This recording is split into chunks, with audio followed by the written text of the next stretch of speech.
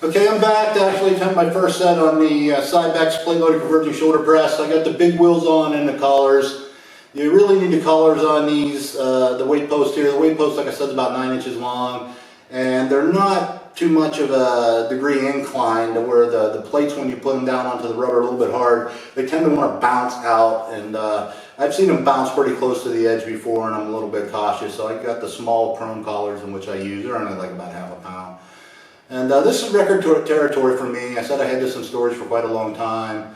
I got videos of me doing 245s, and I got video of me doing 245s on each side for 8 reps. But I never really got beyond the 245 mark. Now, I stuck 100-pound plates on each side before, and I think I may have got 4. I got that on video. But when you condense the weight into a lesser width out on the weight post, it changes the resistance curve on the machine, and instead of putting the weight further out on the post. So when you put like 100 on there, you think maybe, well, I'm a little bit weaker, I feel a little bit weaker, but you're really not. Again, the strength curve has been changed because the weight is not distributed further out.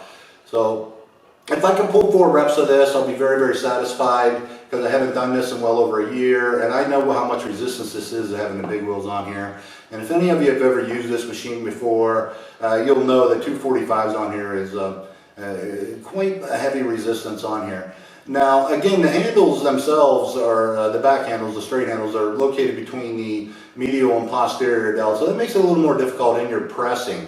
Normally I like to offset myself and move my butt out on the seat and get up under it. At least I call it getting up under it, and that gives me more leverage to handle more resistance.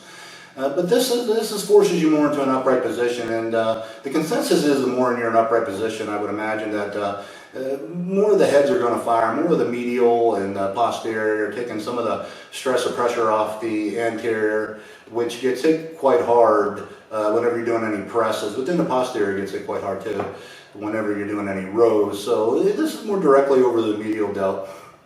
And so what I'm going to do, I'm going to go ahead and do this, and I'm hoping to get 4 clean reps out of this, and I'm going to have to get pretty mean to do it. If I get more than 4, I'll be just stoked. I was thinking about doing this, the big wheels last night, and I thought, wow, if I can just do this and stop fooling around, because I'm dieting pretty hard right now. I'm down to about 231, 232. I was all the way up to 245, 248. I'm just trying to get ripped out. And when I diet, I kind of change the way I train, which is not correct. I'm sort of like Pavlov's dog. I've done a lot of competitions before, and I used to train in a certain manner before I understood how to train. And for some reason, my mind wanders back to that pattern of doing more volume, doing a higher rep range, and that's not the correct way to train. My body will actually change from that, yes, but it's going to atrophy down more, because your body is based upon the amount of resistance you're handling at that point in time, your thickness and your density. If I change from handling very heavy resistance, I'm going to alter my body, and I may burn a little bit more fat, but I'm going to lose a little bit more muscle. So I have to keep that in mind, and I have to get back to heavy training again, and that's what I'm doing right here on this machine, is going back to heavy training, going back into the 4 to 6 rep range, and stop fooling around. That's the only way. And when you train very, very heavy, you're actually speeding up your metabolism throughout the day a lot more than just doing volume. When you generate a lot more kilojoules exerting on heavier resistance, that's going to burn more calories throughout the day than expending just calories by doing a higher rep range or picking more isolation movements. And I have to keep all that in mind. Again, I remember back, and I've done like 10, 12, 15 shows, and how I used to train, and I would overtrain. I actually lose too much weight. I get shredded, yeah, but I lose too much weight. The key is let the diet get you shredded and keep training heavy like you are. Okay. Let's see how this goes for me.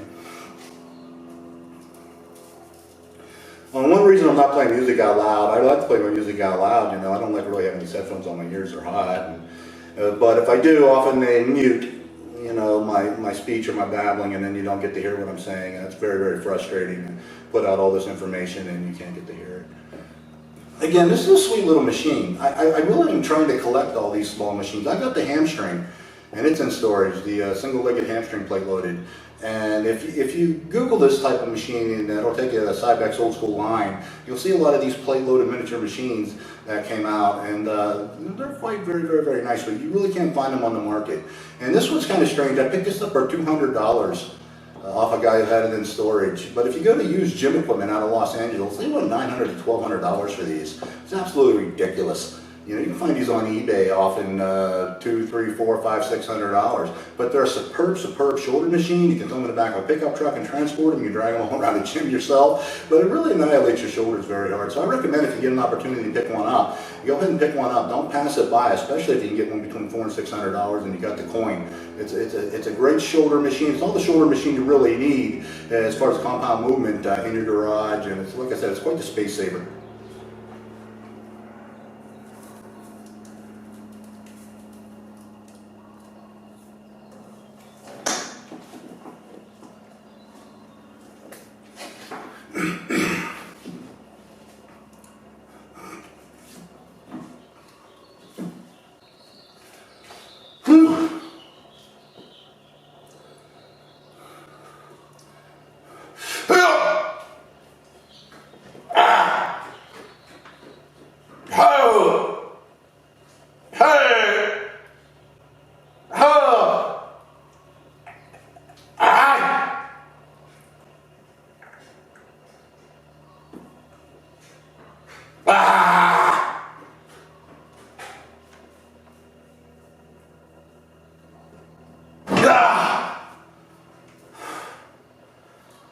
Holy crap, man.